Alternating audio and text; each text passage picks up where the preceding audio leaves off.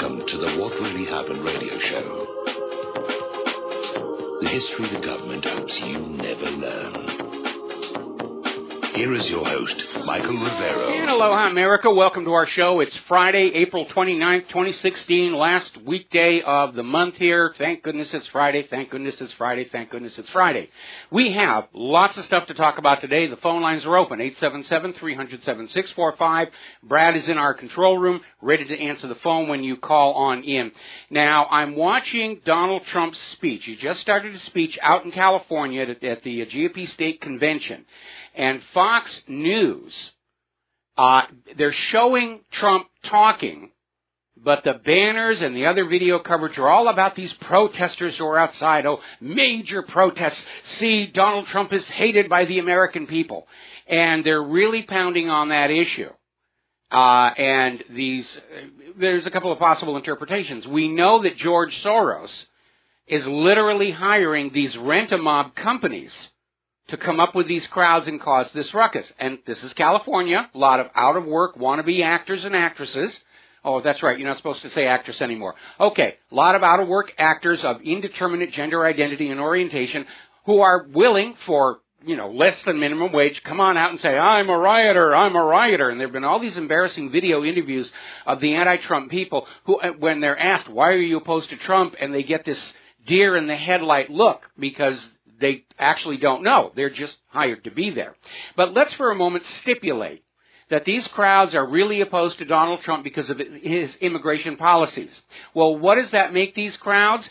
Primarily illegal immigrants who shouldn't be here in the first place, aren't allowed to vote, but probably will in California because of Jerry Brown signing that motor voter law and banning ID checks in elections. Literally coming into this country and trying to vote it into their own possession. These are people who are living a very good life on the taxpayer dollar, and they don't want that to end. Remember, to a flea, a dog is a divine right. And to any parasite, their continued access to the host is beyond question. Whether it's illegal immigrants on social services or Israel with its hands on your wallet. So basically, they're showing Donald Trump's face, but they're not really reporting on his speech. The focus is on the growing protests outside the California Trump event. And by the way, the organizers of these protests have already announced they are going to be hitting every single Trump meeting they can get to, and they are planning on an action at the GOP convention later this year if it looks like Trump's going to be the nominee. And I want to remind everybody, the Nazis rose to power in Germany because Hitler had this group of organized thugs, the brown shirts, who would go to the political rallies of his opponents and commit acts of violence to disrupt them. And we're seeing exactly the same Nazi brown shirt tactics being deployed against Donald Trump. So, do you want to let thugs decide who the government's going to be and wind up with the government of the thugs, by the thugs, and for the thugs? Or are you going to get out there and remind the political system that we, the people, are supposed to choose our own leaders? And if we don't get to choose our own leaders, then we're under no obligation to obey the government, to pay its out-of-control bills, and certainly not to sacrifice life and limb of our children in their pointless wars of conquest. Now, the attacks on Donald Trump are really ramping up. They're getting desperate.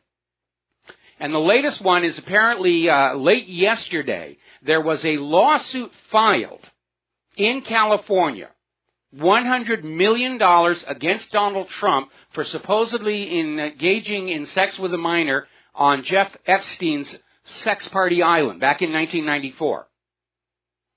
And immediately you say, this is a political hatchet job. They weren't able to get any traction with Michelle Fields. So they come out with this lawsuit. Maybe it's to level the playing field against Ted Cruz's infidelities. But the story was already suspect. If this woman really thought she had a case, why didn't she come out when all these other women came out and sued Jeff Epstein, when it was a hot story and you could get traction? So it already is very, very suspect because of the timing here. Now, the story is already falling apart. We did flip over the egg timer on this one. And the egg timer has run out because it turns out this woman may not even exist. The lawsuit was filed in court pro se, meaning filed by a private citizen without any representative attorney. There's no attorney on the documents. The phone number on the filing is disconnected. It used to belong to a California dentist. The listed address on the filing of this lawsuit is in 29 Palms, California, has been foreclosed and vacant for months. The whole thing is a fake from top to bottom. And it is rather interesting to see the same corporate media that leapt to defend Ted Cruz from the scurrilous allegations of the National Enquirer are out there treating this lawsuit filed without a lawyer, bogus phone number, bogus address, no proof the woman named in there as the plaintiff actually even exists. And, but this is serious. Donald Trump, he was having sex with underage women and made them dance the antler dance over there on Jeffrey Epstein's island. They are definitely getting desperate out there. So getting back to all these anti-Trump riots, the demonstrators, they smashed up a squad car. They actually physically assaulted a Trump supporter. And always the media spin is, well, it's all Donald Trump's fault. It's Donald Trump's fault for saying these things that are not popular with illegal immigrants. We should all kowtow and bow to the illegal immigrants and to Israel. Don't even think about worrying about the United States of America and the American people. They just don't count anymore. If you're politically correct, you will care for the illegal immigrants and refugees ahead of your own family and friends. That's just the way it's going to be. So, a lot of violence out there. Apparently somebody left an envelope of suspicious white powder in the Trump Tower. Several people put into isolation, locked off the place. Another hoax. This is just a massive campaign of dirty tricks. And they're all very reminiscent of the dirty tricks being pulled by Richard Nixon's re-election committee, the Committee to Re-elect the President. CREEP. Perfectly appropriate acronym for these people, given what they were doing. Alrighty, now, on the more positive side, Donald Trump had a rally in Costa Mesa yesterday at the Pacific Amphitheater. Just filled it. Absolutely filled it. They had an aerial video of this shot. Just a gargantuan crowd. That didn't get the media coverage that these 100 people outside of his speech are getting. It is very clear the political establishment is absolutely terrified of Donald Trump, which in my mind is the best reason of all to continue to support him and push forward to put him in the White House. He's going to shake up a system that is in dire need of shaking up. All right. Now, there's an interesting article that came out of Patriot Rising. Trump Democrats might ruin Clinton.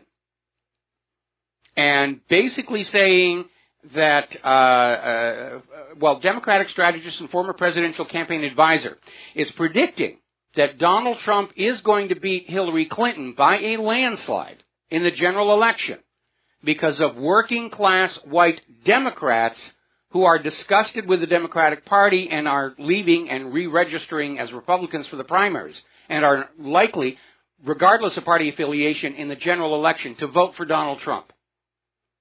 A lot of Americans, not just me, are following this idea of anybody but Hillary because of all the crimes and corruptions going on there. All right, we're going to take our first break for a commercial. We'll be right back after these few words from our sponsors, and join us on the air, 877-300-7645. Aloha, America. Welcome back to our show here. We're going to take a phone call from Andrew in New York. Aloha, Andrew. Welcome to the show. What's on your mind? Hey, Michael. If you watch corporate media, they're trying to scare people from not wanting Trump because they're saying, like, if Trump ends up, if he becomes president, there's going to be riots, and they're saying, like, you're going to have problems everywhere. Like, basically, the media. Yeah, that's the scare campaign. But it's interesting. I've got somebody in the chat room at What Really Happened who is saying that over at the live feed of the protests, the chat room is jammed full with pro-Trump posters saying that this is thuggism, this is brown shirt techniques, And Americans cannot allow our political system to be hijacked by a bunch of rioting illegal immigrants and a mob. And they're absolutely right. You know, there's only one constitutionally approved method to choose the leaders of this nation, and it's by election of the people. Not mobs, not thugs, not brown shirts, not party machinery, not contested conventions or a vote in Congress. We, the people, choose our leaders, or the government that is in Washington, D.C. is illegal and illegitimate. What's more interesting, one of the groups that is protesting against Donald Trump, the name is Code Pink, and is financed by George Soros. And like when people are asking these protesters, why do you hate Trump? They just like yell names and like curse at him. Basically, they have like no argument. No, they don't have anything substantive. They're just given a list of jingos and talking points and buzzwords, and that's basically it. It's a hired rent-a-mob. And yes, Soros has openly admitted he's funding this stuff. And he's funding it through MoveOn.org and Black Lives Matter, because Soros has grown very, very wealthy from a crooked, corrupt government and financial system, and Trump is a threat to that. Soros is a classic money junkie. It doesn't matter how much he's got now. He has to have more, or he's going to start sweating and breaking out into shakes, and it'll be really ugly to see. But those protesters, they don't know that they're being financed by Soros. I guess, like, they're the useful idiots. I imagine a lot of them do, and they don't care. You know, job is a job is a job. It's hard to make any money. And like I said, this is California. A lot of out-of-work actors there, and they're seeing this, oh, I'm going to get my face on TV, and it's going to be nationwide, and some casting director will see me. And, you know, years ago when I was still in California, and I was still going to Cal State Fullerton, they had one of these big emergency drill rehearsals for a major earthquake. And they went to all the college theater departments to hire kids to come on out and play victims. And, you know, we came on out with our makeup kits and we bloodied ourselves up and everything. We had a really, really good time. From the point of view of a student, a theater student or an out-of-work actor, this is just more of the same thing. And they're not really thinking about the implication of you know, what damage they're actually doing to our political system. It's just, you know, a day out in the sun and, you know, get to play, you know, thug and get paid to do it. My last point is, like, if you look at the protesters, like, most of these are waving the Mexican flag, and I'm, like, wondering if they love Mexico so much, like, why don't they just move to Mexico? Like, they're, like, really allowed, but, like, you don't see Americans, like, going to Mexico and, like, holding American well, you need to understand here that for a lot of Mexicans, they think California is still part of Mexico, because originally it was. Okay, and Mexico lost it, you know, about the same time they lost Texas. But to the Mexicans, you know, this is traditionally our country, and you people ought to get on out of here. And that's why you see so many Mexican flags. They actually want California to be ceded back to Mexico. It's not going to happen, of course. Anyway, listen, thank you for the phone call, Andrew. We're going to let you go. Get on back to the election coverage. Article coming out of Zero Hedge. It's hard to believe. Apparently the establishment is stunned that Donald Trump is attracting wealthy, well-educated voters. And this is a classic case of believing your own propaganda. Because when Trump began to climb in the polls, the establishment media was dismissing his supporters as white trash, you know, disenfranchised, you know, disgruntled Americans, you know, people that couldn't make the system work for them and they were unhappy and that's why they were flocking to Trump. And they're all of a sudden realizing as Trump gets these landslide victory after landslide victory, that they can't marginalize his voters and supporters any longer. It is a cross-section of America. It's got nothing to do with your wealth or your gender. Basically, Donald Trump represents the focus of Americans who are just fed up with the current government system as a whole. Donald Trump is going to be a reactionary president. And they know that. That's why they're fighting so hard with this bogus lawsuit, you know, from a phantom victim. I think they did the phantom victim because when Michelle Fields tried to get something going to damage Trump, the internet immediately hunted down all the previous times that she had been crying, assault and pity me and victim and everything else, plus the video of the different angle. So if they have a victim who doesn't actually exist, she can't be hunted down for an embarrassing revelation. Except that, now that we know she's fictitious, that in and of itself is the embarrassing revelation. Why would anybody file a $100 million lawsuit against Donald Trump where the contact information for the payment to be sent to is completely bogus? That's basically what's going on. Now, over in Haaretz, they had this article about Trump's slogan, America First. And they're saying that's damaging Trump's support among Israelis. The idea of America First inside America. That's just utterly ridiculous, because if you're an American, Israel should come first because of the Holocaust. And yes, we know that Germany did whatever it was supposed to have happened, and the U.S. opposed Germany, but you didn't oppose them enough. Nowhere near enough. So we own you. And if you're an American, you'll always think of Israel first and foremost, and you will forget you have a country of your own, just like the Palestinians, and just like the United States Congress. Needless to say, Haaretz was not allowing comments on that particular article. And this is also an organized campaign. The Anti-Defamation League is out there saying that Donald Trump's slogan, America First, is anti-Semitic.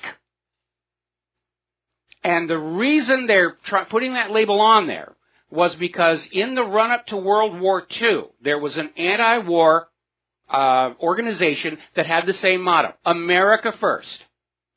And because of them, the United States was late into the war and Jewish people were needlessly killed and it's all your fault. I mean, can you see how convoluted and completely out of bounds these things are? America First is anti-Semitic.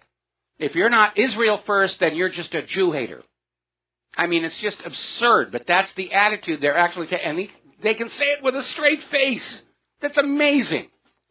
No wonder they're such fine actors. We'll be right back. And aloha, America. Welcome back to the show. And I'm looking at the We Hate Donald Trump network, formerly Fox News. They're showing an aerial shot of Donald Trump's motorcade going back to the airport for his airplane. The banner headline underneath, Trump leaving speech amid protests. They're trying to imply that Donald Trump left because of the protests. No, he left because the speech was over. And he's on his way to his next event. And Fox News had very little of the actual speech. They showed his face up there in the corner, and his mouth was moving and everything, but all the focus, the protesters, Donald Trump is going to just upset the status quo. Yeah, that's why we're voting for him. The status quo doesn't work. A vote for Ted Cruz is a vote for the status quo. A vote for Hillary Clinton is a vote for the status quo. The status quo doesn't work. That's why Donald Trump has the amazing amount of popular support that he has. And the status quo realizes they're in serious, serious trouble. Now, speaking of Ted Cruz, kind of interesting. Last week they were talking about this alliance between Ted Cruz and John Kasich, where they were each going to cede remaining primary states to each other in order to guarantee that Donald Trump would not win enough delegates for a first ballot victory, because it's really close, and Donald Trump's momentum is picking up. Then Ted Cruz came out and said, no, there's no alliance, there's no conspiracy between us to cheat Trump of the nomination here. There's no violation of federal election law going on here. John Kasich just decided to abandon Indiana all on his own. I had nothing to do with it, honest. And the alliance is in serious trouble, and so is Cruz. Now, Cruz is going into Indiana with Kasich having dropped out, so it's a two-horse race. Trump and Cruz, and Cruz was hoping that with Kasich gone, he'll get enough votes to give Donald Trump a run for his money. Not going to happen. The latest polls are showing Cruz is collapsing in Indiana. Those people in Indiana take their basketball very seriously, and Cruz's comment about the basketball ring has apparently really cost him across the state, along with the growing awareness that Ted Cruz is not eligible to be president under the Constitution. He was born in Canada. He's not a natural-born U.S. citizen. And his little extramarital affairs, his running around saying that God has anointed him, whereas his supporters are saying that he's God's choice to be president of the United States of America, which, okay, then why did God have him born up there in Canada? And there's an analyst who came on out and said, Ted Cruz's biggest liability is Ted Cruz, because when he's up there making speeches and talking, he doesn't come across very well. He looks like he's always smirking, like he knows he's getting away with something. He comes across like a used car salesman, and not a very good one of those either. And we know that Ted Cruz has done as well as he's done so far because of, like Hillary, massive election fraud. Now, Cruz may not be doing the election fraud. Remember, Hillary wants to run against Ted Cruz or John Kasich or anybody that she can steamroller over. Hillary Clinton does not want Donald Trump to be the GOP nominee because it's very likely he's going to defeat her. Now, Peter Van Vuren is coming on out on Hillary's emails, and he's raised a very important point we should all consider. We know there is already evidence that Hillary was taking U.S. top-secret documents and above and storing them on her unsecure private email server outside government control and surveillance. Server had worse security than Ashley Madison. And her supporters are saying, well, it's an accident. Yeah, there was no classified information. And right now, of course, the supporters are saying, well, the FBI has not indicted her, and the Department of Justice says they won't prosecute, therefore everything is okay. Now, there's another aspect to this. Let us say for a moment that my suspicions are correct, and Hillary Clinton has been selling top U.S. secrets to foreign governments using her so-called charitable foundation to collect and launder the money. And let us say that because of corruption inside our own government, she gets away with it legally. But every foreign government that she sold secrets to now has the means with which to blackmail a Hillary presidency to get what they want. And before you press that button or mark the little box for Hillary Clinton, you might want to stop and think, what's going to happen to the American nation and the American people if we have a president who's wide open to blackmail by dozens and dozens of foreign countries? Because those countries won't hesitate to do it. I'm convinced Israel's blackmailing our government with 9/11. Blackmail is a very powerful tool of statecraft, both foreign and domestic.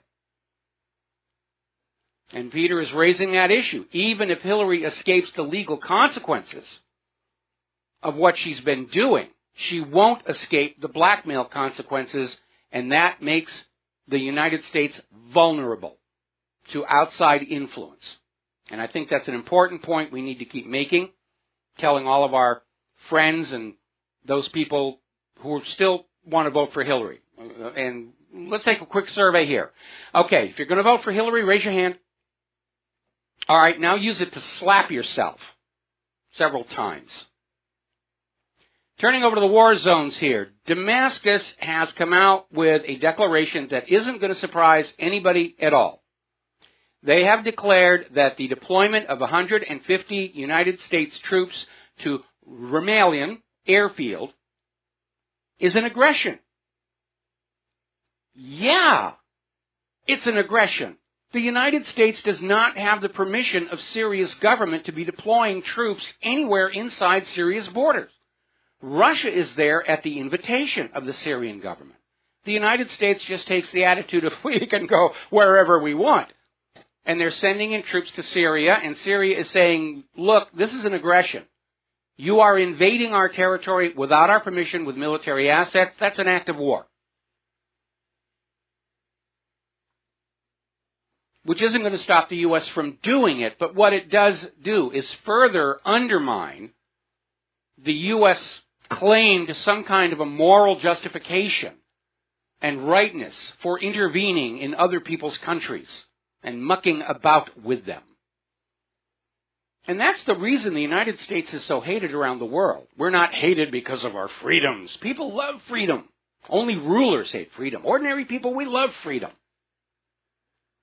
The other nations of planet Earth hate the United States for a very simple reason.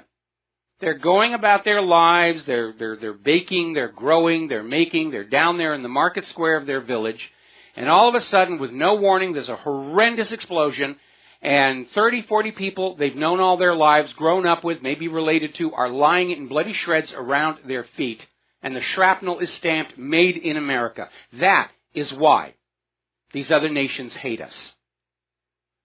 And frankly, I don't blame them one tiny bit.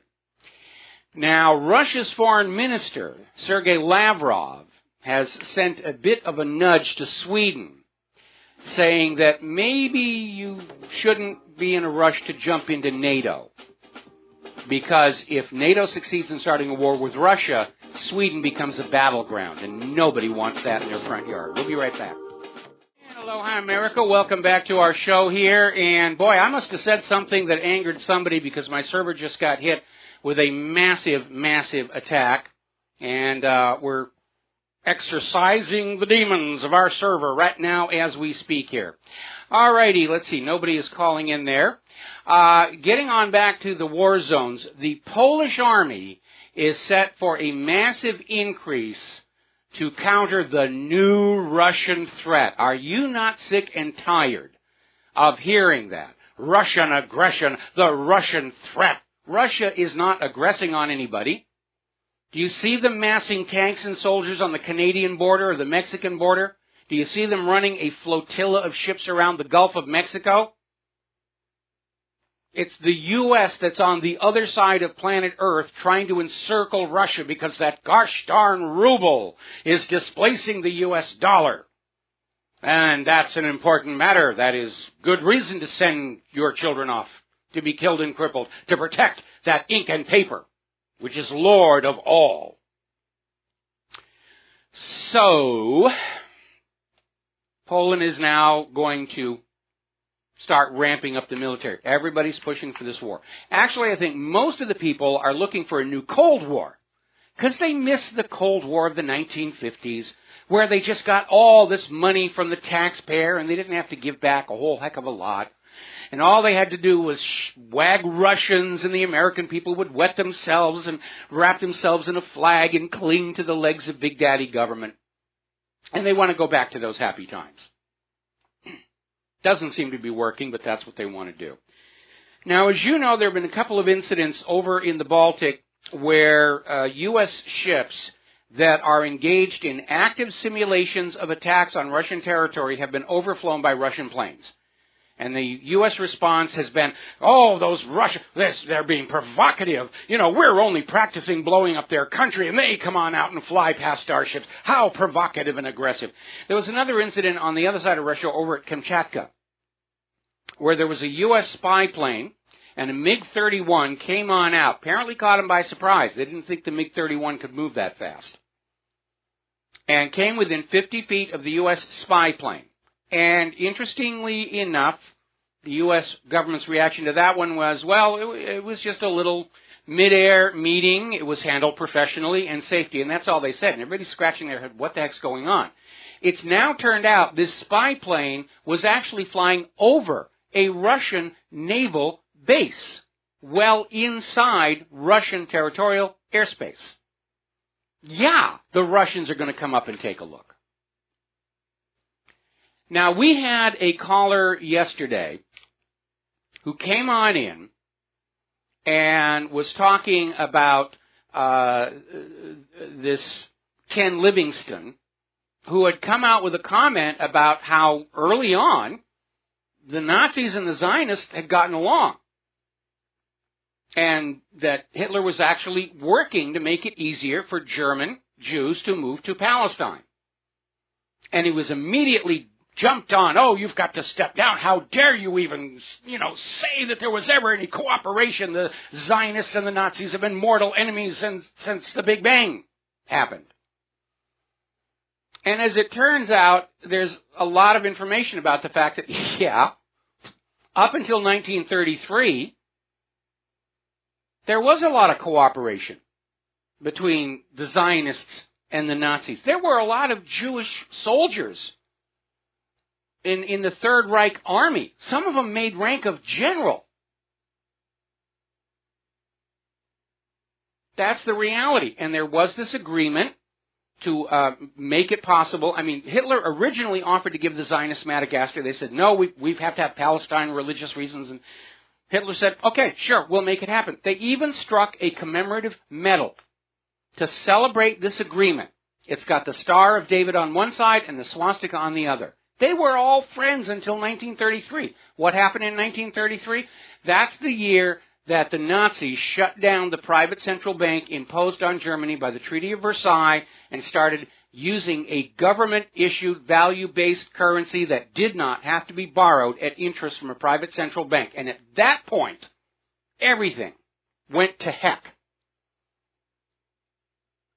And the bankers of the world declared a global boycott against Germany to destroy its economy because it was growing so fast, without being bled to death by a private central bank, that other nations were starting to say, look, this is working great in Germany. Why aren't we doing that here?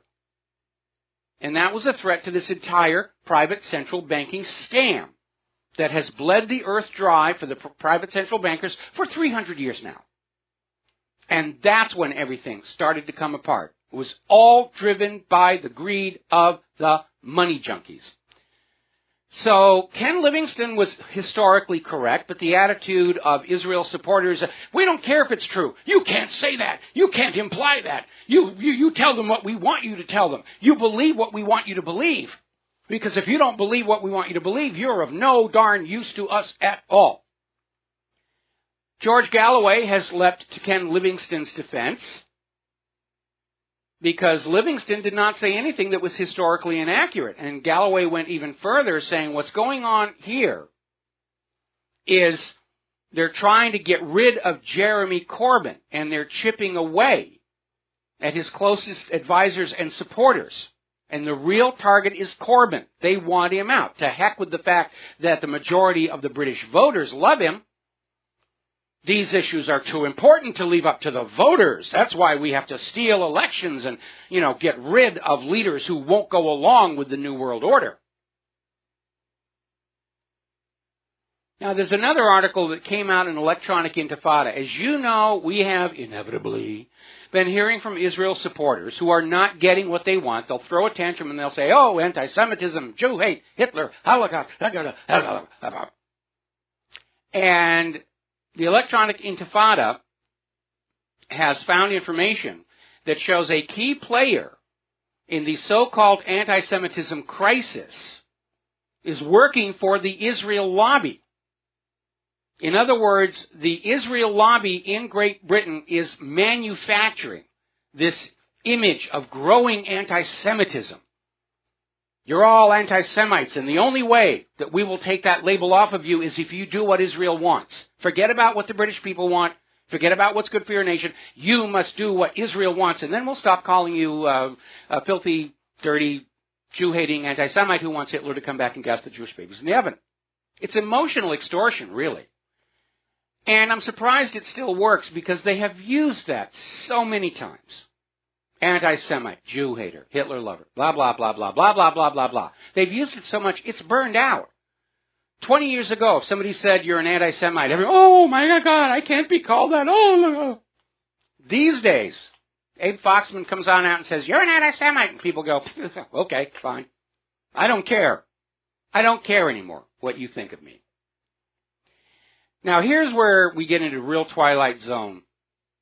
Remember, not too long ago, Netanyahu said the Golan Heights will forever remain in Israel's hands. Drew criticism from around the globe, including Israel's closest supporters, even the United States, and was denounced and rejected by the United Nations Security Council. Now, Netanyahu's office is out there saying that, well, Netanyahu's comment was just misconstrued. You just didn't understand what he really meant. You know, when he said the Golan Heights will forever remain in Israel's hands, he actually kind of meant that we're going to just sort of pull back and pretend that it's somebody else's fault. This has turned into a political nightmare. And then Israel's government wonders why nobody takes anything that they say all that seriously anymore. I love this article that came out of the New York Times. The Obama-Netanyahu rift impedes the U.S. offer of record aid deal for Israel. Apparently, if Obama doesn't apologize to Netanyahu, he's going to refuse that $4.5 billion. Obama, stand firm. Don't apologize. Cancel payment on that check. They don't need our money. They just want it. And there's a difference there. We have people in the United States of America who need the support of the American taxpayer and should not be shortchanged to send our money to a foreign government that simply wants it. Apparently, 16 have been found at fault for the Doctors Without Borders hospital strike in Kunduz. They've been sentenced to counseling as punishment for their war crime. Got to take a break for commercials, top of the hour news. We'll be right back. Aloha, America. Welcome back to our show, hour number 2 here. And before I take this next phone call here, Fox News is still going on about the protesters outside Donald Trump's speech. He's already gone, heading to the next venue. And Fox, see the protesters? That these people hate him. How could you vote for a man that has this many hired actors pretending to hate him? They're really, really pushing. You know what I think is going on here? The corporate media has enjoyed decades of wealth and social privilege and travel and access because they can sell you anything they think. And so far, they have. They sell you the president, they'll sell you global warming, they'll sell you vaccines are safe and GMO is healthy and all the rest of that. 2016 is the year when all of a sudden the establishment media isn't able to keep that promise. And if they cannot control your minds, then all these financial institutions that are supporting them and propping them up and covering all these hideous losses are going to stop sending over the checks. And all these talking heads who make these multi-million-dollar a year salaries are going to have to actually go on out and flip burgers at minimum wage. They're fighting for their survival. They're fighting to prove they still control the minds of the American people. And if you're as fed up with that attitude as I am, that is yet another reason to get on out there and support Donald Trump, vote for Donald Trump, basically point out how all these violent protesters are either hired rent-a-mobs or illegal immigrants who shouldn't be here in the first place.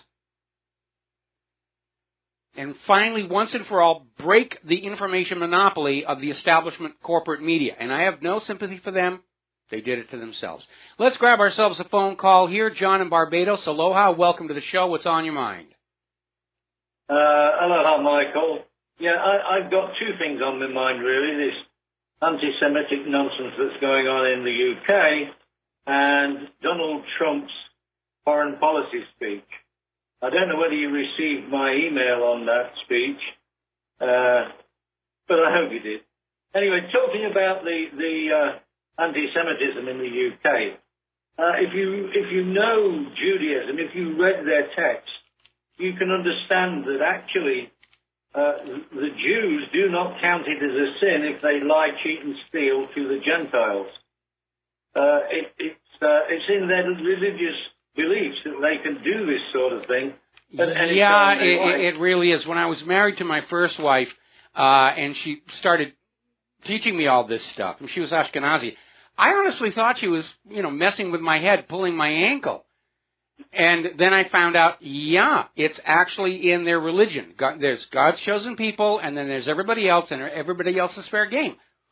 And it's not like absurdities and cruelties and injustice are not written into other religious texts. But it actually is. that, God has exposed the Gentiles' money for your use. I mean, there are all kinds of stuff like that. I honestly thought it was a joke. It took me a while to realize this is serious. This is the belief system here. Yep, exactly.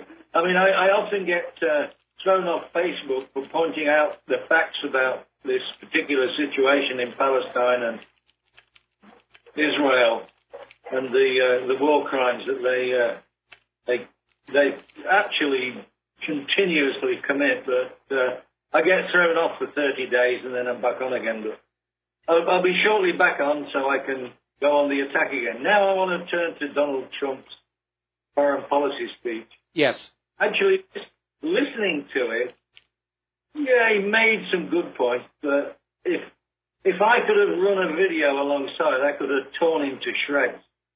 The nonsense that America won, beat the Nazis, is absolute garbage. You didn't even join the main event until June the 6th, 1944. Yeah, and by that time, Russia had already broken the main strength of the Nazi army. Basically, the holdout was Roosevelt was blackmailing Winston Churchill over the world's reserve currency.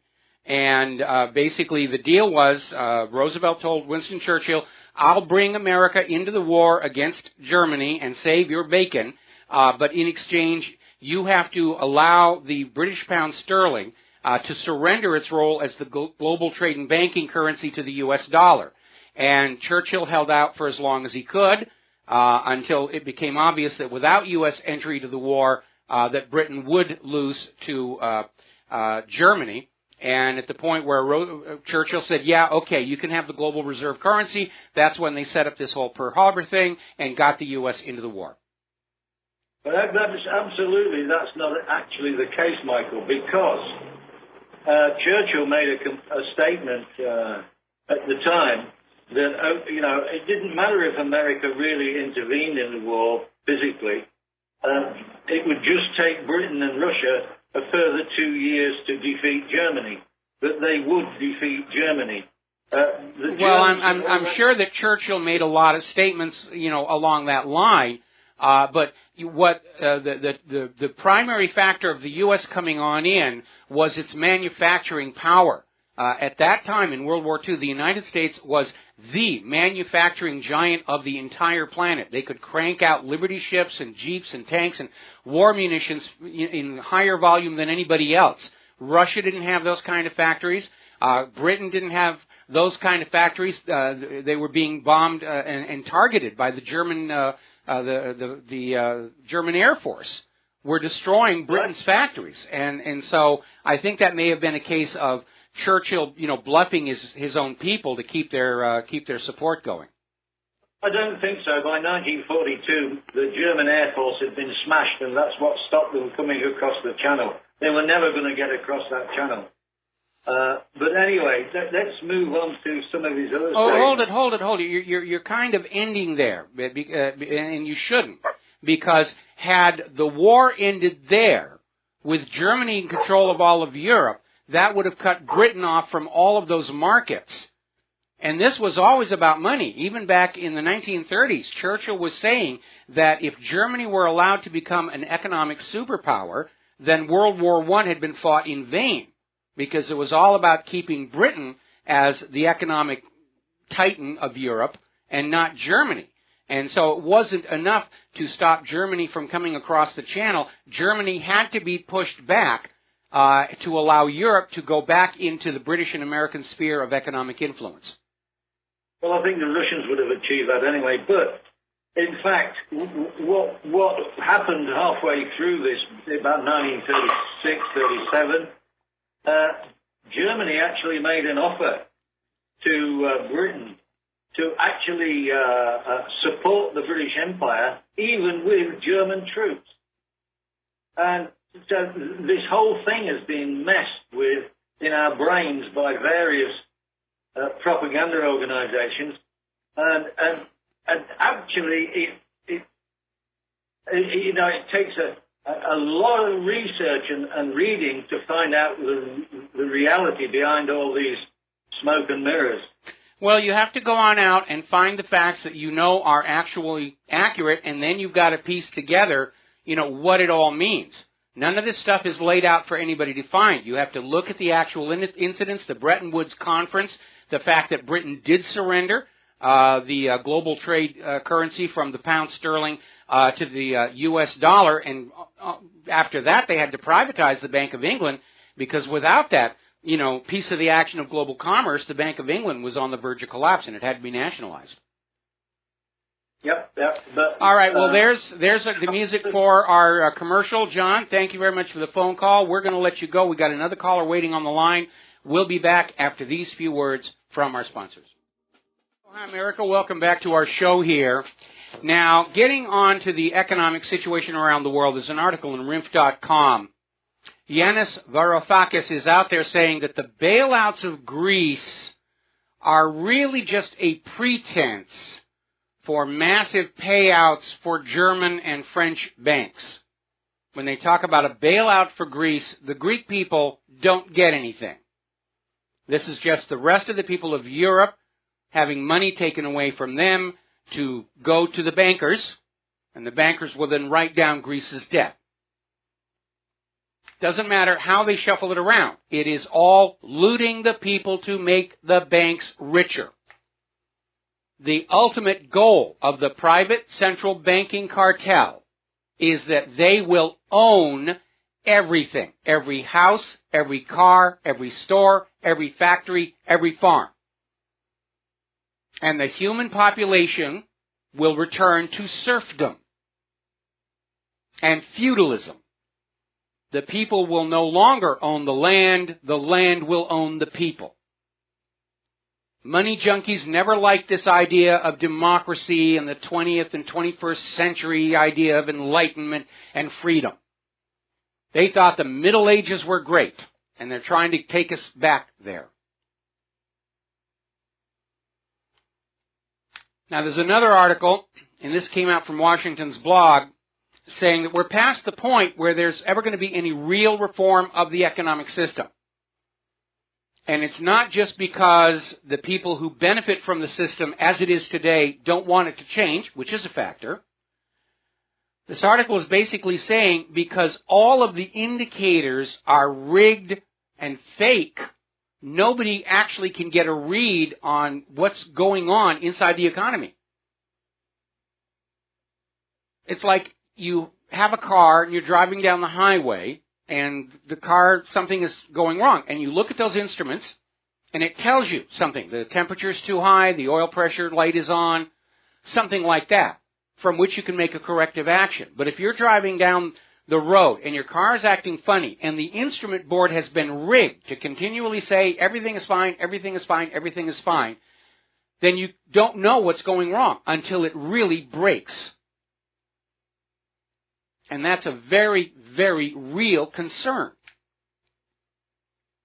The instrument cluster on the economy has been rigged to always look good. Everything's just peachy. Meanwhile, something really bad is going on inside. And because you can't find it and deal with it, you're leading to a major catastrophic breakdown. It's a good metaphor. Now, over at the Deutsche Bank, which not too long ago finally admitted that, yeah, we were rigging silver and gold. You caught us, We're embarrassed, really. They actually had an executive in charge of Deutsche Bank's Integrity Committee. And he has stepped down 2 years before the expiration of his contract, which is basically everybody saying he was fired. And he was fired for overzealousness at preserving the integrity of Deutsche Bank, from which we may deduce that his job was to make it look like Deutsche Bank was concerned about their integrity, not actually do anything about it, because that got in the way of business. It's like the Securities and Exchange Commission. Their job is to make it look like the government is holding in Wall Street crime and corruption. not actually do anything about it. Remember, the SEC sat on their butts watching online porn on their taxpayer-funded computers for 12 years while Bernie made off with the loot, cheated his investors and employees. Same thing with the Minerals Management Service. They make it look like the U.S. is keeping an eye on oil producers and mining operations in this country. But they sat on their butts, watching their online porn on their taxpayer-funded computers, knowing that the manual blowout preventer on the Deepwater Horizon drilling rig was 4 years past mandatory maintenance, which led to the Gulf oil disaster. See, we used to have a government that took care of things. Now we have a government that just pretends to it in order to win your votes and justify taking taxes. But they don't really. The CDC rigged its... the CDC isn't actually part of the government anyway. They're a private corporation. The FDA's looking the other way with all the GMO and vaccine problems. They just look the other way. The FDA's job is to make it look like the government is preserving the safety and efficacy of food and drugs, to reassure you it's okay to just buy the stuff on faith. That's their job now. Same thing with the USDA.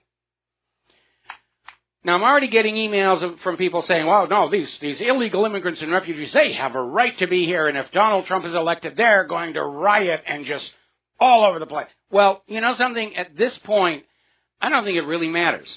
If Donald Trump is thrown out of the convention or he's shot off the podium somewhere, it's not going to guarantee that we don't have riots in the streets here, because it's happening all over the world, driven by the greed of the money junkies and this New World Order agenda of just taking the people of one nation and pouring them into another nation and shaking them back and forth to try and blend them all together. There are major riots going on in France. Somebody actually burned up a Porsche. What a tragic loss. I love Porsche. I'd love a Porsche. I got a 16-year-old Honda now. But apparently students and activists are clashing with police over what is being termed labor laws. And basically the labor laws are about removing protections for workers, setting the stage for workers to have to work harder for less. Why? We have to make payments to that European Central Bank. The bankers are the new gods incarnate. We must sacrifice to our God, the private central bank. And no sacrifice is too great, because no sacrifice will ever please their godliness, the money junkies at the private central banks. Down in Venezuela, riots and looting from power cuts and food shortages.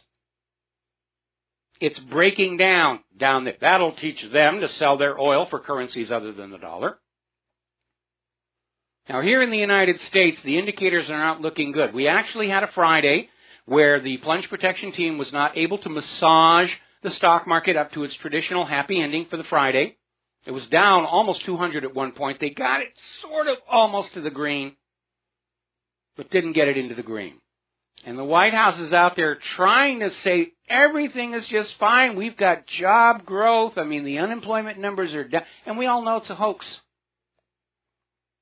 And Obama's out there wondering why nobody seems to believe him. You know, he's out there saying, let's cheer it on the economy. And the room is silent. Got to take a break for commercials. We'll be right back.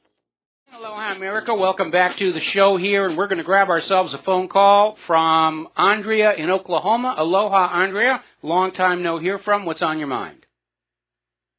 Yes. Aloha. The last 2 weeks, I've been tuning in to 60 Minutes, and this past Sunday it was about senators, and when they're elected to Congress, they have to every day go out, and they also have a call center where they have to call people and ask and try to accumulate $18,000 a day for their groups. And I thought that was outlandish. There is a senator is trying to pass a bill that they won't have to be always on the phone trying to raise money daily. And then the week before that, it was about insurance companies, whenever you go out and get life insurance or some insurance so your beneficiary may be able to inherit a sum of money you pay monthly into this, when you die, if the beneficiary doesn't know about the policy, and they said most all insurance companies, and they are aware that of the death, they will not send out a notice to the beneficiary. They just absorb the money. That's true. And that money may have, that it was just outlandish to think. They made an idea of if you were to have a $50,000 policy over 20 years, that money may have accrued into $1.2 million. And they keep it. And yes. I thought that is such theft and okay, Andrea, two comments. First of all, because the limits on campaign spending have been removed, political office has become an auction, and that is what is forcing candidates and incumbent politicians seeking re-election to spend more and more time fundraising and less time actually trying to do their job the right way. And it's one of the ways that the money junkies have distorted our government, and in a very real way, they've paralyzed it, which is exactly what the money junkies wanted. Now, as far as the insurance companies not notifying the beneficiary that there's been a death and just keeping the money, it's not shocking when you understand that because of the pressures on our society from the private central bank, the entire system operates on if it brings us money, it's good. If it loses its money, it's bad. And morality and ethics and fairness are just not seen as factors at all. A couple of years ago, somebody actually did a survey on Wall Street in which 25% of the people that they interviewed openly admitted they were engaging in fraud. And further, they went on to say that if they weren't committing fraud, their companies would have gone out of business a long time ago. This is now an accepted morality for the United States of America. If it's bringing in money, it's good. If it's not bringing in money, it's bad. And that's it. That's the only morality. Well, the other one was about iPhones or any kind of phone that has the black face. If it's sitting up and looking out at the room, whoever hacks it, and they can, it's like a television. They can look at you and watch you move around the house, say anything. I mean, they are capable of using your phone to just like a video camera, like I'm sitting in here looking at you right here in your chair with your lips, your fingers on your lips. I mean, it's so intrusive. I won't have one of those phones. I'm thinking about, gee whiz, do I ever want to? It's better to probably do like you say. It's better. Well, to have money. at this point, Andrea, it's almost become impossible to buy a cell phone that doesn't have these built-in capabilities because the government actually mandates them. The reason cell phones started getting GPS chips had nothing to do with you finding directions. It was about the government being able to use the phone to track you and spy on you and listen to you. The reason all cell phones have a speakerphone mode is not because the majority of cell phone users ever use the speakerphone mode. It's to justify having a microphone inside the phone that can hear the entire room. These things are literally designed to be the government spy in your midst. And one thing that you can do is have a privacy case that you can keep the phone in when you're not actually using it, that will cut it off from the outside world, including all tracking. Or you can do what I do when I go to bed at night, is I put my cell phone on top of a radio tuned to a local religious station, so that anybody for the government who's monitoring me is, going to have to wade through all of that. Well, I just thought I'd share that. I mean, it just seems like the corruption is, we're drowning in it. We can't breathe. And yes, we've all reached the point where we're grinding our teeth and we can't take it anymore. It's just being able to sit on our hands and wait. And is that really the proper thing to do?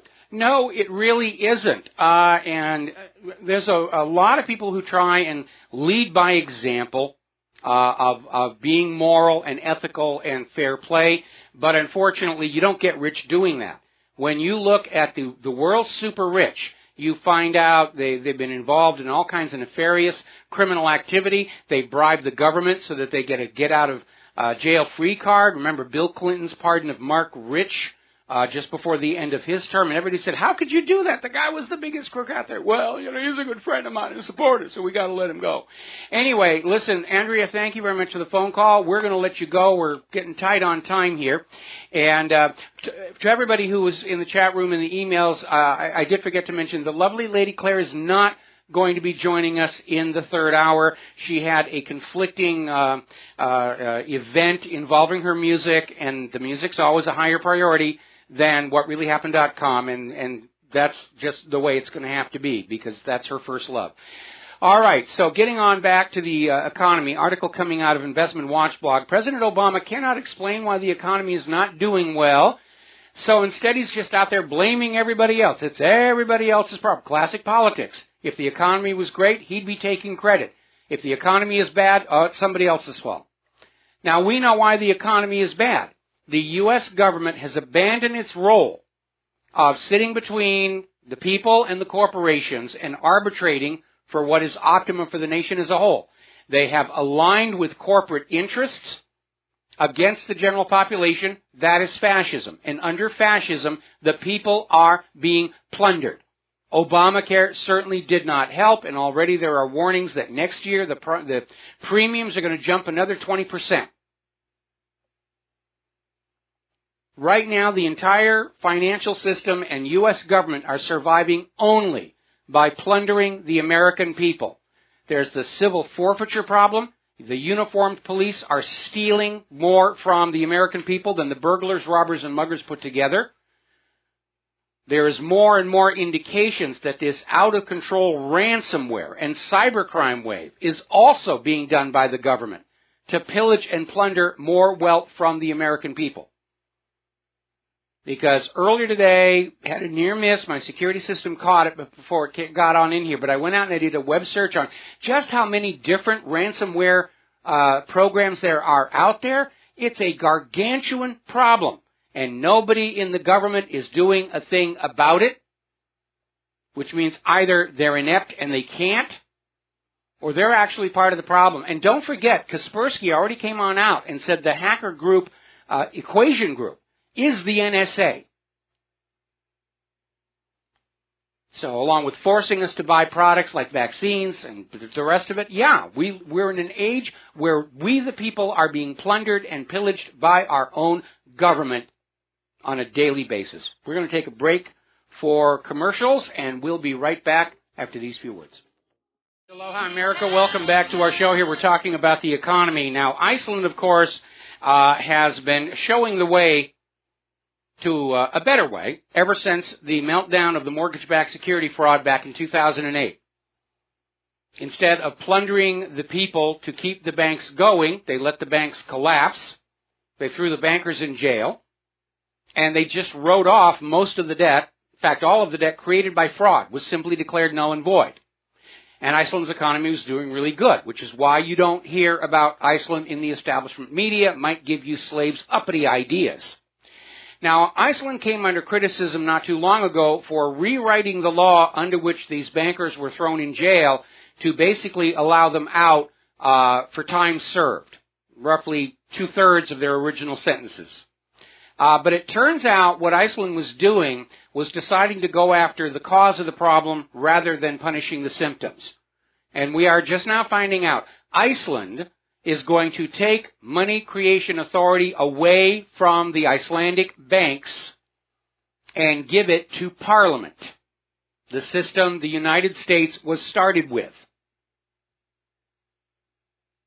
And I would not be surprised if we see a covert attempt to overthrow the Icelandic government, because this is something that is a serious threat to private central banks.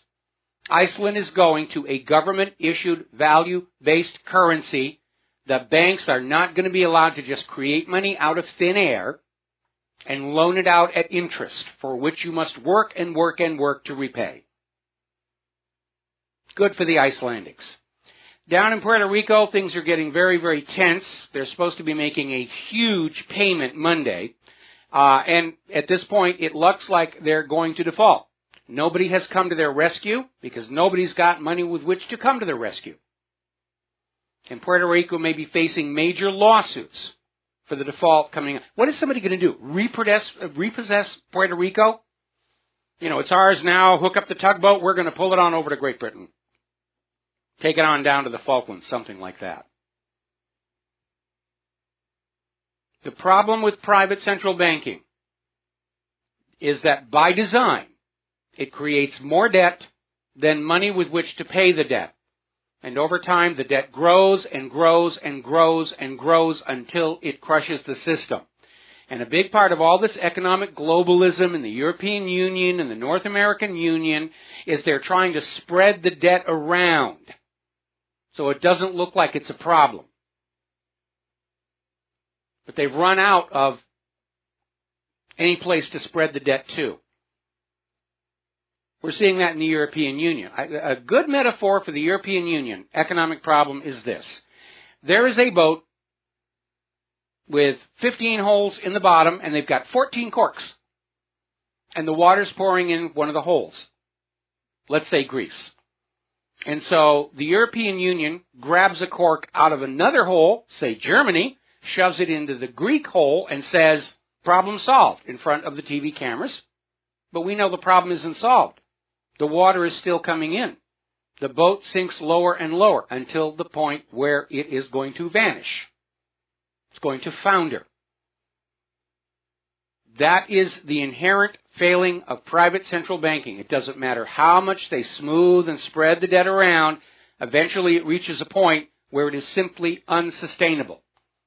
Until they start saying, okay, the debt is make-believe, we're going to let it go. But when they start doing that, everybody's going to say, well, hey, if you're letting them off the debt hook, why can't we get off the debt hook?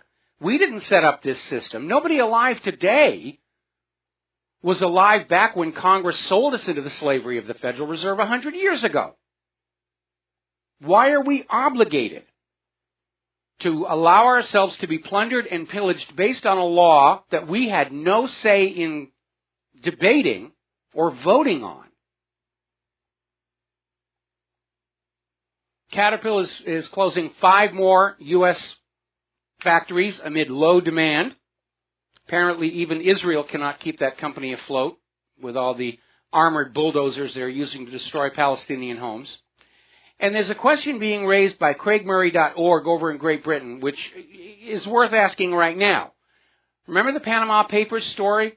Was a sudden flurry and all these people got caught in it, and oh my goodness, the money junkies aren't paying taxes. Taxes are for the little people. And the story's just gone away. There was supposed to be another 10 million Panama Papers that were going to be released. It's just gone away.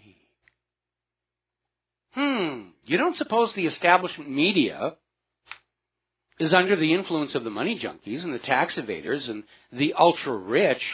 Nah, couldn't be like that. Speaking of layoffs, Glenn Beck is having a hard time. He's got his own entertainment media corporation called Blaze Entertainment, publishes The Blaze, and apparently it's not doing very well. And they're looking at 40 layoffs from Glenn Beck's Blaze empire, 20 from New York, a dozen in Washington, D.C., 5 in Ohio, and a couple out there in Los Angeles. And apparently this was a requirement put on Glenn Beck by a bank as a condition for a loan to keep funding his operation.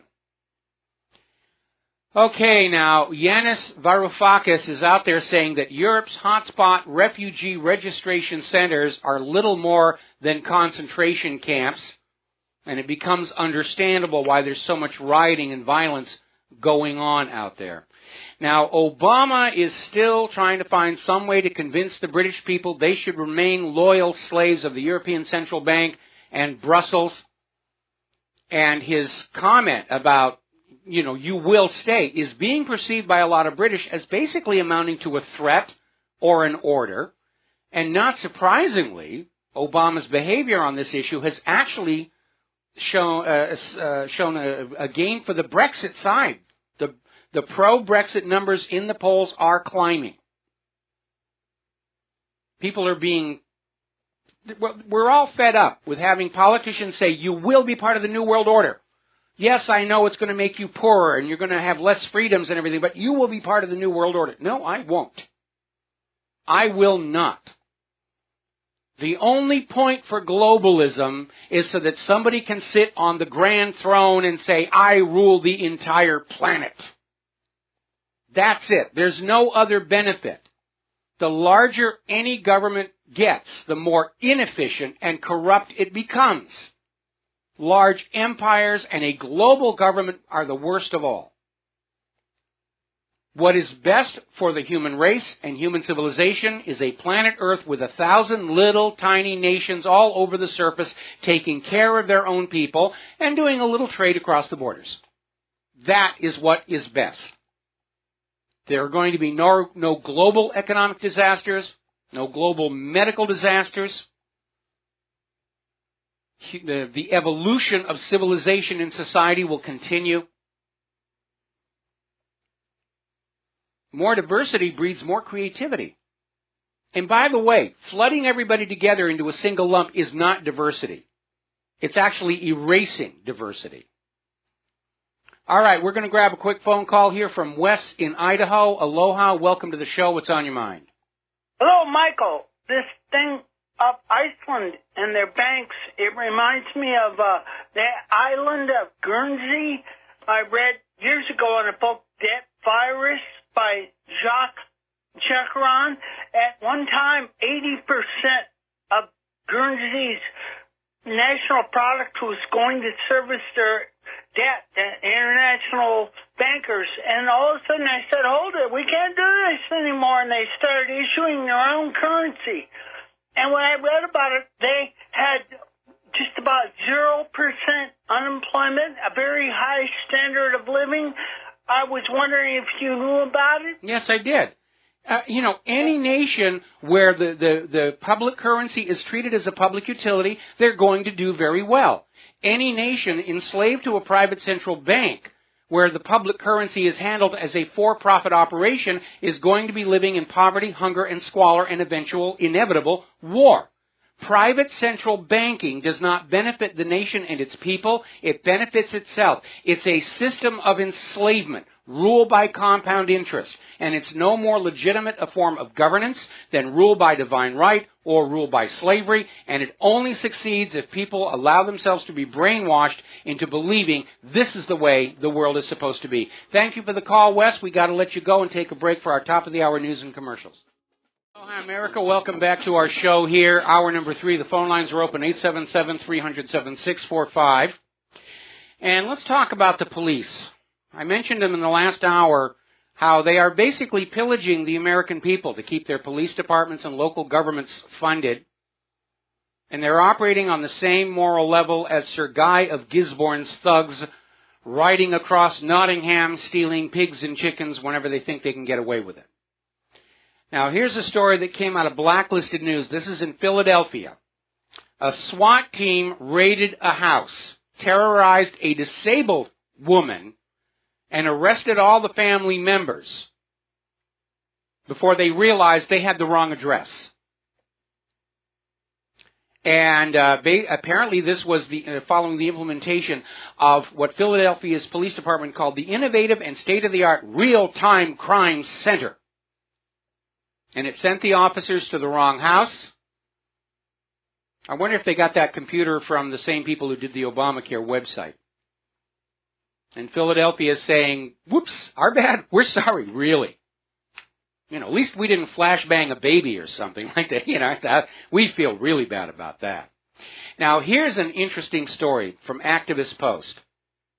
And it shows you how out of control all of this is. And this is a story about this couple, Mike and Michelle Pierce, and they're over in Clayton County. They run a thrift and salvage business in Griffin. Decided to buy a car from an auction.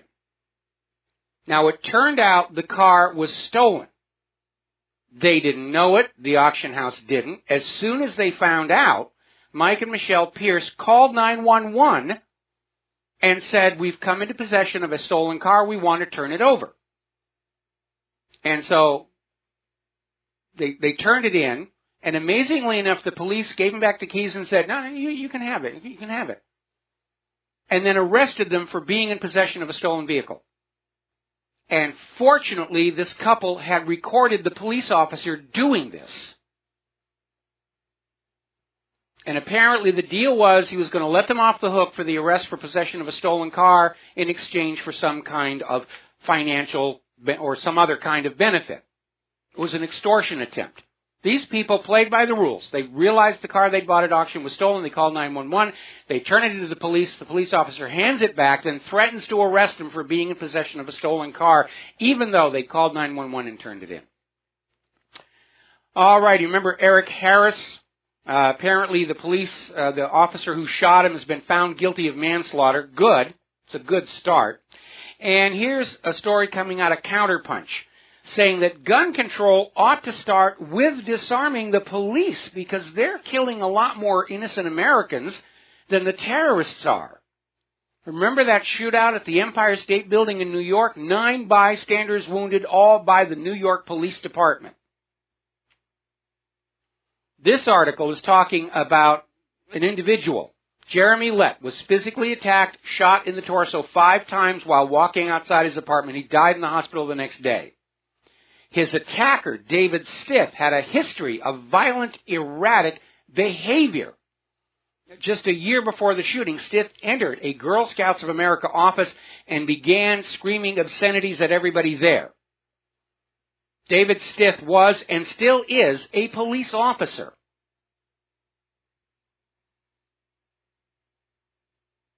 Now, this is one of the reasons why people are buying body armor.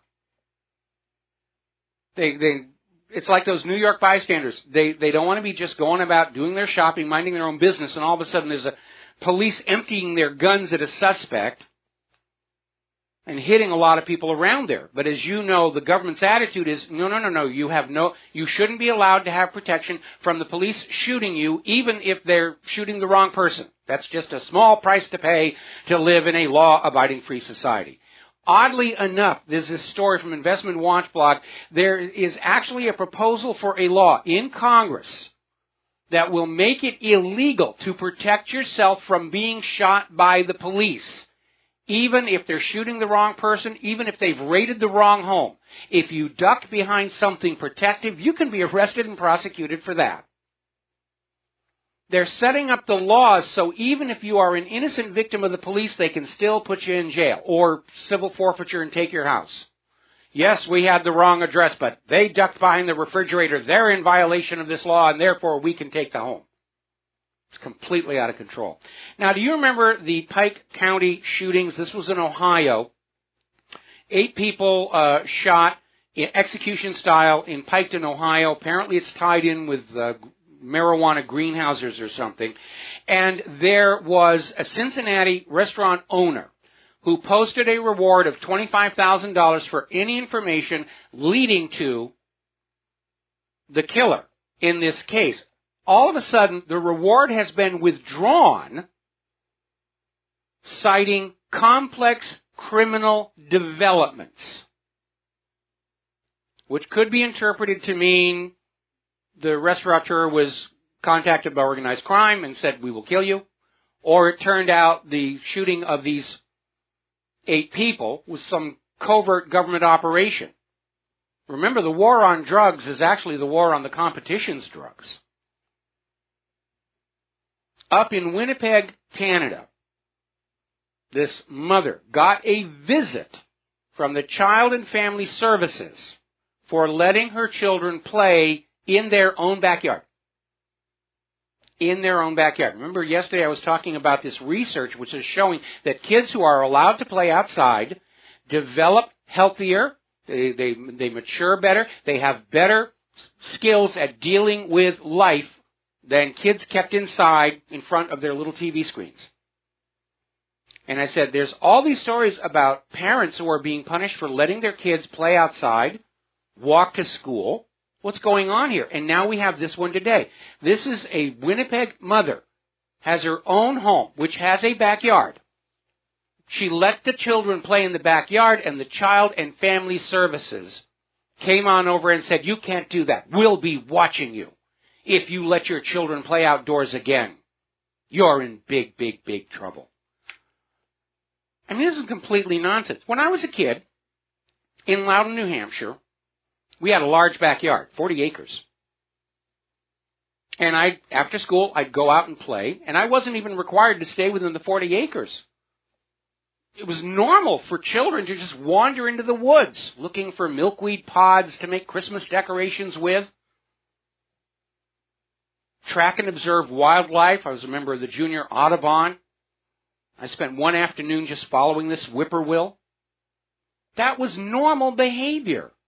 And yeah, I'd fall and I'd cut my arm or I'd skin my knee, and that was just part of childhood. And nobody came over to my mother and said, you're a poor parent for letting your child do that. That was normal behavior. And now parents are being told they're in trouble if they allow their children to play in their own backyards of their own home. They really are treating us like livestock, aren't they? Those are not your children. They're our children. It takes a village after all. I mean, Hillary actually came out and said that the government should be the prime shaper of the children and parents are secondary. I mean, if we could find a way to pop out children without even having parents, we'd be doing that. Apparently, the United Nations is demanding the U.S. pay reparations for slavery. I read the headline. The first thing I thought is, we're going to get all of our money back from the Internal Revenue Service. But no, actually, this is going along with this nonsense about how we have to pay for reparations for slavery in the antebellum era. So I'll make you a deal. You find me somebody who was a slave prior to the American Civil War, and I'll chip in a few bucks. But there are no antebellum slaves left. There are no antebellum slaveholders left. This is just another excuse to redistribute the wealth. We'll be right back. Aloha, America. Welcome back to our show. And it seems the Supreme Court has given the FBI even more hacking power, including the authorization to break into the computers of computer crime victims without a warrant. And unless Congress comes on up and specifically passes a law to forbid it, these changes will go into effect at the end of the year. And this gets back to that issue. Who are all the cyber criminals, the ransomware bidders? I mean, we now have the FBI having authority to hack into the computers of the victims of cybercrime. Why would they need to do that? To erase incriminating evidence? This doesn't make any sense. I mean, when the FBI when the FBI broke into that iPhone in San Bernardino, they had the justification of saying, well, this was in the hands of a terrorist, and therefore we need to get in there. And they spent $1 million, and they broke into the phone. There was nothing there, which we knew was going to be the case because it wasn't a personal phone. The personal phones of the patsies were destroyed. Nobody knows why. But they had this one work-assigned phone that they made a big deal. We have to get in there. The criminal was there, and we need to get into this thing. And now we have this story coming out of Patriot Rising where the Supreme Court is saying it's okay for the FBI to hack into the computers of cybercrime victims. Now, if you're a victim of cybercrime, you're probably going to be cooperating with the FBI, aren't you? So why does the FBI need to be able to sneak into the computers of cybercrime victims? There's only one thing that occurs to me. They need to erase evidence of who the cyber criminals are. Now, over at the White House petition website, somebody put up a petition just a few days ago asking the White House to defund apartheid Israel. And it flashed past the required 100,000 signatures in just 9 days. Less than a third of the time that is allotted. There was a similar petition calling for the United States to freeze all financial aid to Israel. And it was already up to 24,000 signatures. And then something very weird happened, because the promise from Obama is when the petitions at the White House petition website go over the threshold, it was originally 20,000, and too many petitions reached that threshold too easily. They raised it to 100,000 signatures. When the petition asking the White House to defund apartheid Israel goes over 100,000 signatures, the White House promised there would be a response. The response is both petitions have been removed from the White House petition website. When you follow the link in the story, you get a blank page. That's the official response of the White House to the American people's petition to stop funding Israel's apartheid crimes. Petition? What petition? We never saw a petition.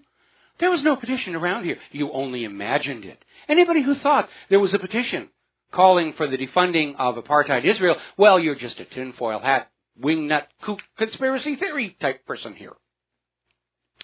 Story coming out of the Daily Sheeple. Apparently over in Texas, 2 middle school students have been suspended for 2 days for taking a selfie with a Confederate flag.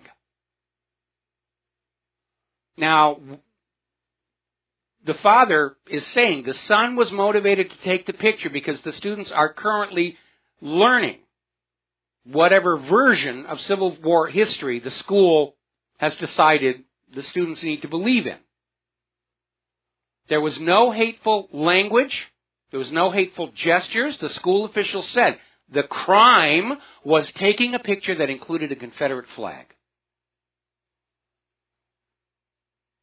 And the father is out there saying it's kind of hard to understand why he's getting an assignment from school that has a Confederate flag on it, yet he cannot hold one without being suspended.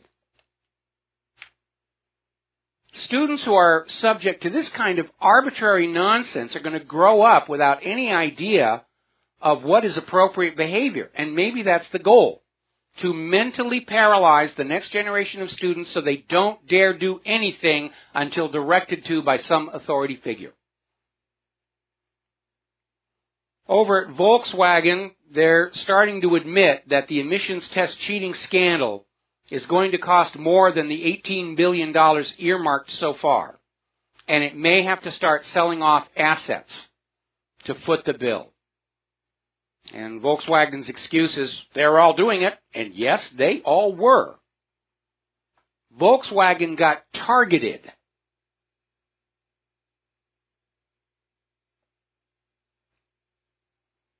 Now, wheat traders, wholesalers, whatever, are beating a path to Russia's door ever since Putin announced that he wanted Russia to be the world's foremost exporter of healthy, organic, GMO-free food. And wheat buyers are over in Russia making deals and loading up their ships right now. And that, of course, is a crisis for America's wheat industry for 2 reasons. Nobody wants to buy the GMO wheat being grown in the United States. And worse, the non-GMO wheat farmers are finding their fields have been contaminated by the pollen. They never wanted GMO, they wanted nothing to do with it, and they are being caught. Not only wheat, but corn. They're shipping what they claim is GMO-free food to other countries like China. It's being tested and sent right back. GMO has been a complete disaster for American agriculture. Is the U.S. government going to ban GMO? No. They're out there arm-twisting countries into treaties like the Trans-Pacific Partnership and the Transatlantic Trade and Investment Partnership that says you will buy our GMO. You will not label it. You will force-feed it to your people.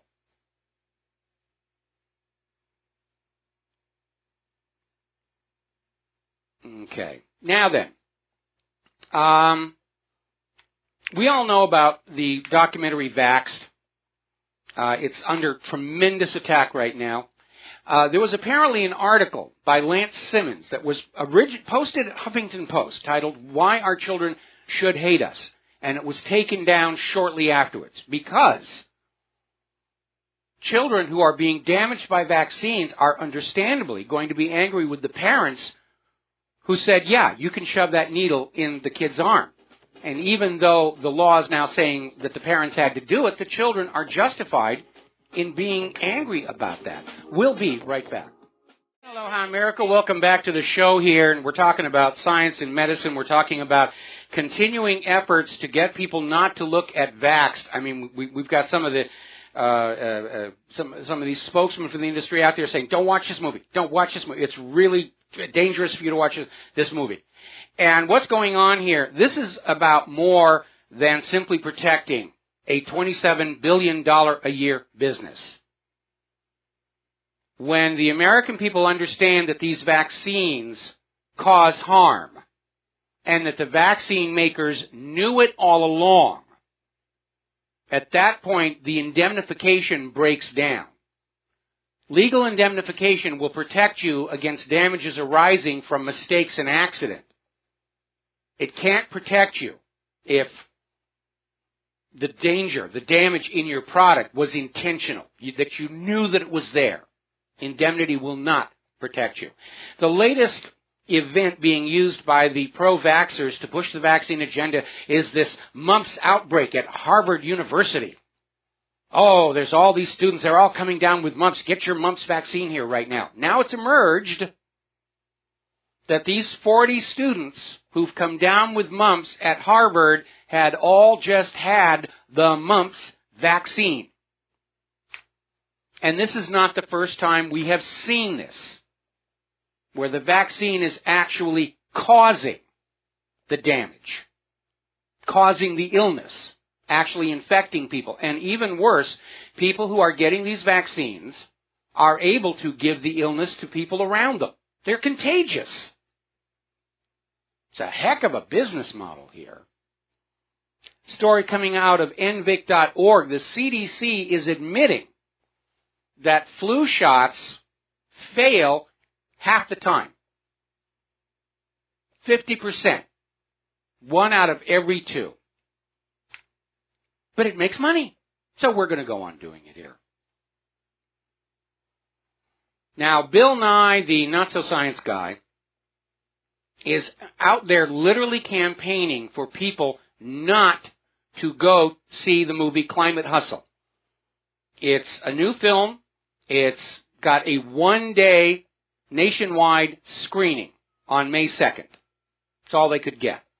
And Bill Nye is out there saying, you shouldn't see this movie. It's not in our national interest. He's actually trying to say that if you see a movie calling into doubt the global warming orthodoxy, it's a threat to national security. In a roundabout way, he's right. Because this global warming hoax destroys the credibility of NASA, NOAA, well, the whole U.S. government, the United Nations, the IPCC. And they're literally down there, out there, begging you, please don't see Climate Hustle, please don't see Vax. We're struggling so hard to maintain our control over you and stick you full of needles and tax you for carbon and everything. Please don't see the movie. Bad things will happen. Yeah, to the hoaxers. Bad things should happen to these liars and frauds. And by the way, Mr. Nye, it is still snowing across several parts of Ireland as I speak these words. And it's not just flakes in the air that vanish. It's piling up on the ground. Photos from one of the local airports. It's all over the place. There is snow forecast for the higher elevations in northern New Mexico. Snow possible today all over Colorado. And what do we get in the establishment news? Oh, they had record high temperatures over in Thailand. We had this thermometer set out there in the sun in the middle of an airport with airplanes burning kerosene around it. We got a record high number. And it's all your fault. You have to pay a carbon tax. Now, how did it get to be such a mess? How did they find so many people in so many government agencies, educational institutions willing to go along with it? Well, when you're running a fraudulent government, you hire fraudulent people. And apparently there's this individual, John C. Beale, who was considered the top climate change scientist at the Environmental Protection Agency. And he's been exposed as a criminal fraudster who cheated the U.S. government out of $1 million. And he hardly showed up at the EPA office. He told his coworkers he worked for the CIA and he had to go to Pakistan and he had to go to all these other places. And that was a fraud. He was just staying at home, with all of his hobbies that he was paying for with all this money. And he finally got arrested. And he's going to have to return the money. But yeah, when you're running a government of fraudsters, that's the kind of people who are drawn to these positions. The top EPA climate change scientist was a fraud and a crook. Now, there's another story coming out of The Independent in the UK pointing out that methane and ethane are far more potent greenhouse gases than carbon dioxide. And their percentage in the atmosphere is skyrocketing since 2010. It's contributing to global warming. Where is that methane and ethane coming from? Can we tax the people about it? No, because it's coming from the fracking. They're fracturing the rock. The methane is bubbling to the surface. It's killing fish in lakes, streams, and ponds and going. Methane that isn't decomposed in the water and gets to the surface where an Australian politician can light it with a lighter, it's going up into the atmosphere. And yes, it will eventually decompose there, but until it does, it is 10 times as potent as carbon dioxide as a greenhouse gas. In the worst case, remember, NASA came out and said, actually, it turns out CO2 is an atmospheric coolant. Another story coming out of counterpunch.org. Hanford in Washington State is the big radiological threat to the West Coast, not Fukushima. What's coming over from Fukushima is just small leftovers. Hanford is leaking. They've got one big tank is leaking. They think a second one is. This is a nightmare out there. Something's going on in Belgium. Belgium has started issuing iodine pills to all 11 million of their citizens to have on hand in case there's a nuclear accident, to protect them from thyroid cancers. When anywhere there's a radioactive accident, thyroid cancer is what follows. Happened at 3 Mile Island, happened at Chernobyl, happened after Fukushima. And the only way you can protect yourself is to have so much iodine in your body that it doesn't absorb any more from the outside environment. That's the thinking behind the iodine pills. Email was released, or actually leaked, revealing a Michigan official faked lead test results 8 years ago. This is not a current problem. It's been going on all along, and in typical government fashion. The answer was not to actually go on out and spend the money to get safe drinking water for the people of Flint and other cities. Just rig the reports to say, hey, its water is safe. And now, of course, anybody who goes into the website of their local water board to look for the safety reports, how can you trust them now? How can you know that what you're reading represents reality and is not just yet another cover-up for the decaying, rotting infrastructure of the United States of America? By the way, if you're in Orangeburg County, the Bull Swamp Rural Water Company has issued a boil water advisory. Boil your water for at least 1 full minute prior to using it. Something's gone wrong down there. Got to take a break from commercials. Back with the last segment of our program after these few words. And aloha, America. Welcome back to our show. Last segment of our program on this Pauhana Friday before we head into the weekend. And for those of you watching on BAM User, the lovely Lady Claire just got home and is sitting back here to join me for this final segment of our program. And I do actually mean that literally. We have an important announcement. I've refrained from talking about it here on the air at GCN. I consider that tacky to do it. But if you have been reading the announcement at the top of WhatReallyHappened.radio, then you already know that this is our last broadcast here on the Genesis Communication Network. And as of next Monday, the What Really Happened show is returning to Republic Broadcasting.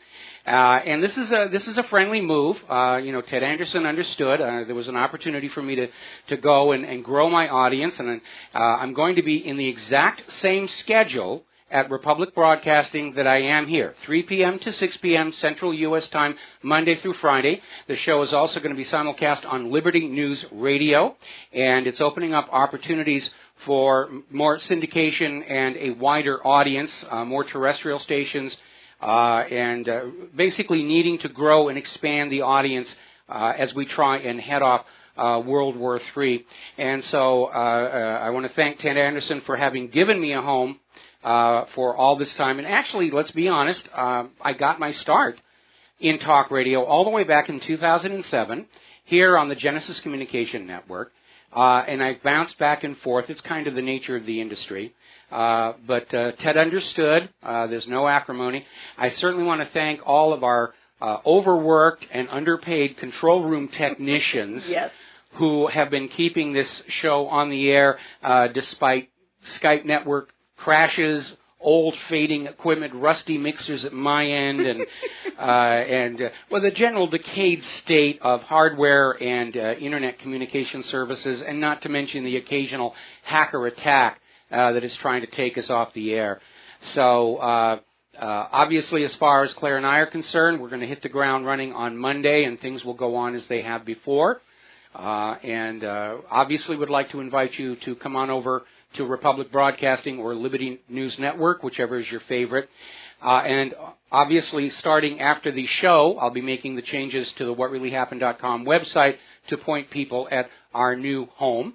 And hopefully somewhere down the road, Genesis and Republic and Liberty can start shaking hands a little bit more and start building an independent media network that can rival the commercial establishment networks in terms of reach and influence, because the time has come for that. As I mentioned earlier in the show, the reason we're seeing this insane attack on Donald Trump is not just because the establishment is afraid of Donald Trump, but the establishment media is beginning to realize that their primary stock in trade, controlling what America thinks, has failed. And if they're not able to do that anymore, their corporate masters are not going to be spending all this money to pay these multi-million-dollar-a-year talking heads and these very plush studios and professional production facilities anymore. And so it's definitely a fight for the future of truth and for the future of our nation. And we are all together. Yes. Genesis, Republic, Liberty, TogiNet, Jeff Rentz, we're all fellow travelers on that road to our real objective, which is restoration of the Republic, the resurgence of truth as a virtue, and a major goal, which I think we've already accomplished, which is to remove from the government and the establishment media the ability to lie to the public with impunity. And that, I think, we've already accomplished, and now it's time to move forward from that. Anything you want to add, Claire? Yes. Mike, am I correct in remembering that it was Ben Franklin who said, "Gentlemen, we must hang together or we shall hang separately"? That's exactly right. I think that's something that we need to think about. And I don't know if Mike mentioned the reason I wasn't on earlier. I was accompanying a memorial service for my pastor day. And one of my friends from church, Grace, brought this beautiful child, her cousin's child. And not exactly very talkative, a little toddler. But I kept on thinking, what are we going to do to protect this kid, to give this kid the best opportunity to learn so that she can have the best outcome in terms of her life and career choices? How are we going to do that with love and structure and an educational system that actually works, not to be confused with Common Core? But we are fighting for the soul of this nation. You know, after 9/11, this country went down a really dark, dark path. And unfortunately, because President Obama just decided to get along to go along, we're still on that dark path. I want this country to be off that dark path. I do, as a Christian pacifist activist, want to see this country start to negotiate with other countries in good faith. We could resolve a lot of the problems by just honest, good decent negotiations. But, you know, when you've got a kid with a hammer, everything needs to be nailed, you know, hammered down. When you have a president with bombs, everything needs to be blown up. Yeah. Okay. And this is what we're getting. The response of the Syrian government to the added 150 American troops not in Syria on the Syrian government's request has been reported widely and condemned, you know. And the fact that the U.S. government thinks that they can do this with impunity, this is hubristic thinking in the ultimate and extreme. I don't want to see that moving forward anymore, Mike. Well, I don't either, but we understand that when a nation abandons the primary foundations of a healthy economy, manufacturing, good agriculture, sooner or later the debt accumulated by that private central bank is going to drive that government to wars of conquest to try and keep their bankers happy. Getting on to what you were saying about the young child at the service today, yes, I have always and will continue to maintain it is the highest moral imperative that we leave the next generation a better world than that which was left to us. And unfortunately, my generation has failed that miserably. We are leaving to the next generation a world of surveillance, of loss of civil rights. Endless wars. Yeah. Crushing economic oppression. And I can understand why future generations would be very angry with us and say, why didn't you stop it when you had the chance, which is what we're trying to do. But again, I don't want to be 20 years down the road, if I'm still here, faced by a young adult angry at us because we let this happen. And it's arguably we didn't let it happen. It was done to us. But we need to do more to stand up and say, this has gone far enough. The pendulum toward greed and the money junkies has swung far enough. It needs to go back the other way. The pendulum toward war has swung far enough. We need to send it back the other way, because this next war could really be the last one, or at the very least a war that plunges the world back into a whole new dark ages, and we have to start that ugly cycle all over again. Now, during the course of the program, I do a lot of jokes and humor to try and keep things from being overwhelming. But there is absolutely no question that this is probably one of the most uncertain and dangerous times in the history of the United States, where we are hovering between major economic catastrophe and potentially nuclear war. And it's kind of hard to know which way you want to go. And a lot of people can be forgiven for saying there has to be a third way. If we obey the government and bow down, we'll still be safe no matter what goes on, which was the mistake the German people made under the Third Reich, the so-called good German policy, or which Stanley Milgram indicated. We have an instinct to just go along with authority. But I think for the betterment of humanity, we suppress our instinct to steal, we suppress our instinct to kill, and I think it's time, for the good of humanity, we suppress our instinct to blindly obey. So there's the music, and it is time for us to have our final sign-off here on the Genesis Communication Network. We'll be back Monday. You know where to find us. So have a good weekend, and aloha, America. And one more time. And bless you.